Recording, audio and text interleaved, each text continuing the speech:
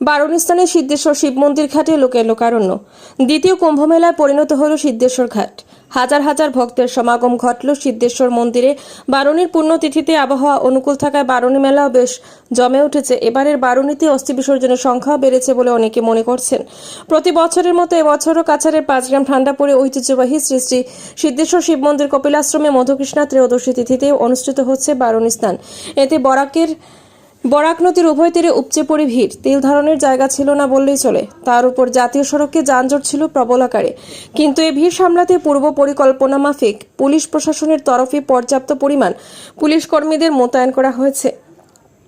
উল্লেখ্য, বুধবার রাত 11:47 মধুকৃষ্ণা ত্রয়োদশী তিথি শুরু হয় এবং বৃহস্পতিবার রাত 8:56 পর্যন্ত এ তিথি বহাল থাকবে। এ উপলক্ষে বরাক উপত্যকার 3 জেলা কাছাড়, শ্রীভূমি, হাইলাকান্দি সহ অসমের বিভিন্ন প্রান্ত থেকে, এমনকি পার্শ্ববর্তী রাজ্য ত্রিপুরা ও মণিপুর থেকে অসংখ্য সনাতনী মানুষ বারুণী স্নান সহ পিতৃমাতৃ তর্পণ, শ্রাদ্ধ, পিণ্ডদান, পরলৌকিক ক্রিয়া ইত্যাদি করতে ভিড় জমান শ্রী শ্রী সিদ্ধেশ্বর শিব মন্দির কপিলাশ্রমে।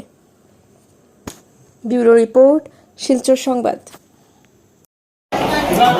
অর্থাৎ বারুণী স্নান উপলক্ষে আমাদের মন্দিরে যে সকল ভক্তবৃন্দ এসেছেন, আপনার চ্যানেলের মাধ্যমে আমি সবাইকে স্বাগত এবং অভিনন্দন জানাচ্ছি। আমাদের বারুণী স্নান মধুকৃষ্ণা ত্রয়োদশী তিথিতে এবং শতবিশা নক্ষত্রের যুগে উদযাপিত হয়, যেটা শুরু হয়েছে গত রাত্রি অর্থাৎ 26 তারিখ রাত্রিবেলা 11:47।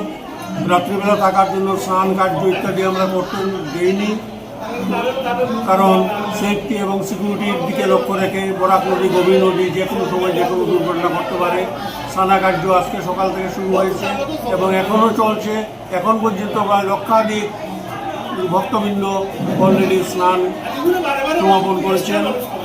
এখানে চলছে পিণ্ডদান, তর্পণ, শ্রাদ্ধাদি অর্থাৎ পারলৌকিক যে সকল ক্রিয়া সব কিছুই আজকের দিনটি অতি গুরুত্বপূর্ণ দিন।